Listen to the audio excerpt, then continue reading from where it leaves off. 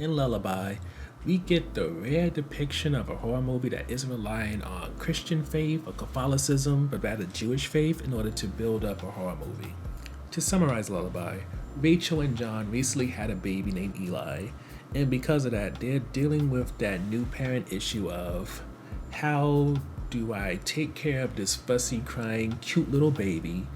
yet not find myself becoming consumed in their world and forgetting what purpose I had in mind before they came along. For Rachel, she was running a restaurant that was starting to get major focus in newspapers and stuff like that. And for John, he has a gallery open coming up where he maybe get that kind of acclaim. But between the two, Rachel ends up taking a step back so that John can really work on his stuff, and she begins to lose it a little bit. Thankfully, though, she finds this Jewish lullaby book that's all in Hebrew, and singing a lullaby works. However, what she doesn't realize is this book is quite sinister, and in the song that she used, she ended up summoning Lilith of Adam and Eve,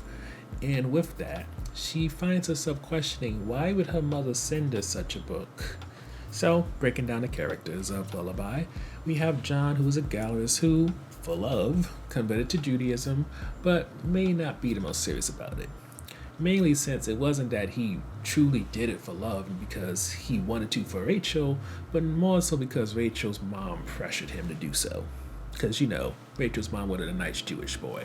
The next character that we have to note is Rachel, who is a renowned chef, trying to keep her restaurant at the caliber she expects, but after having her baby, she's struggling since her only real support system, despite her mom, being talked about, is her husband John. The next character we're going to bring up is Lilith, who, in this version of the iconic figure, she remains the first woman, but is painted as a villain who laid down with wolves, was kicked out of Eden, and seemingly because she slept with wolves, she gave birth to demonic, mutant-looking beings, and her envy for Adam and Eve's perfect children turned her into a baby snatcher. Coming up next is Vivian, who is Rachel's sister, who is the first victim of love that we meet, and she's so deeply traumatized about losing her son and husband due to Lilith that she ended up in a mental institution. The last character we're going to talk about is Rabbi Cohen, who, while all the other rabbis didn't take Vivian seriously and probably didn't take Rachel or John seriously, Rabbi Cohen does. This is mainly because he's not like the other rabbis, since even though it seems to be a major faux pas in the Jewish community, he has tattoos and also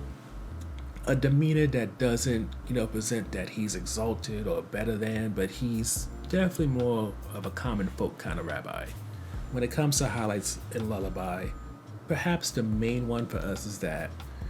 rather than us having another movie which uses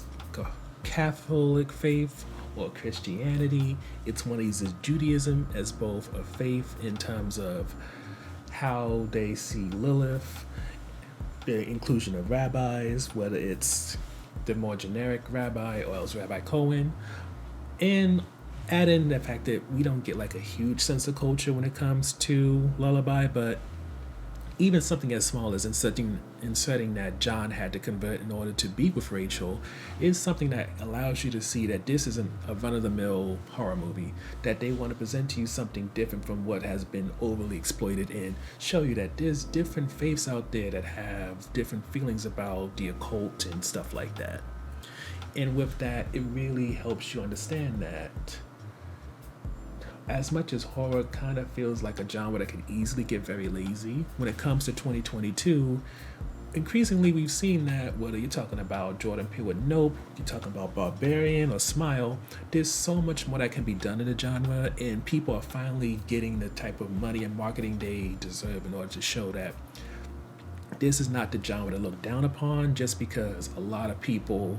have found it to be the cheapest one to produce a movie for.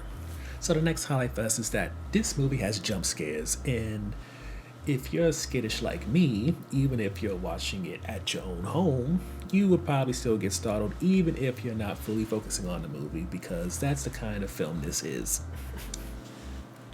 Which leads to the last highlight, which is I feel like with Lilith, the way that she keeps getting portrayed in movies and even shows, I'm looking at her more like how the cartoon Lilith and Eve kind of portray her versus how she's this evil, scorned, and vengeful woman. And I feel like the way that they treated Lilith in this one, they really allowed her to develop into a character, much less a villain, where you don't necessarily want to damn her for what she did. Sort of like how the movie Barbarian, which we just mentioned, when it comes to the villain, yes, on surface level, they seem like a bad entity which, deserves the comeuppance that you expect them to have by the end of the movie. But at the same time, when you think about the full story of Lilith being the first woman and then she got rejected by Adam because she wouldn't be submissive, and then, Eve comes along, she gets all the benefits of what should have been Lilith's, but just because she wasn't this demure thing who would bow down to a man who was probably an idiot. I mean, there's a lot going on there which makes you think that Lilith has gotten a bad rap. Sort of like how Eve got a bad rap because she ate the apple if you are religious, but we're not going to go there. Long story short, Lilith is built to be the type of character that you have empathy for when it comes to this movie, to the point where while you're not rooting for Lilith in the long run, you at the very least understand why she does what she does, and you kind of wish that the narrative would eventually shift when it comes to her in future movies and productions, because clearly she's the one that got done wrong. Speaking of got done wrong,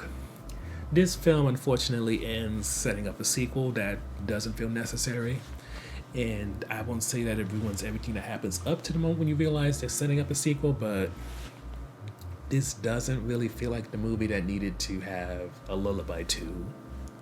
If anything, it should have finished everything in this first movie. And considering that the way the ending is set up is not necessarily a happy ending, it's more bittersweet, it would have been perfect to just end things there, but I guess somebody was very confident that this would be a big enough hit to get a sequel.